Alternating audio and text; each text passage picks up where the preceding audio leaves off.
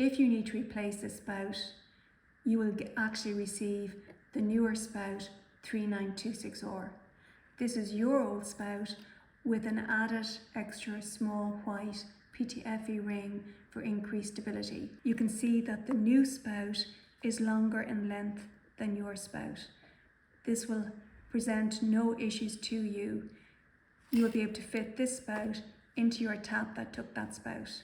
There's sufficient space in the base of your tap to accommodate it. Both spouts come from your tap manufacturer.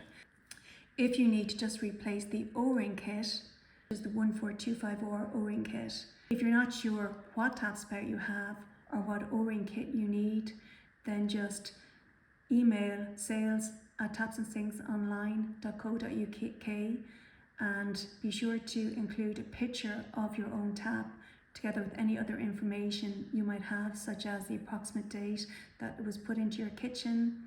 You might even know the brand or the model. Send us whatever details you have and our sales team will be only too happy to assist you in identifying for you the correct spare part for your tap.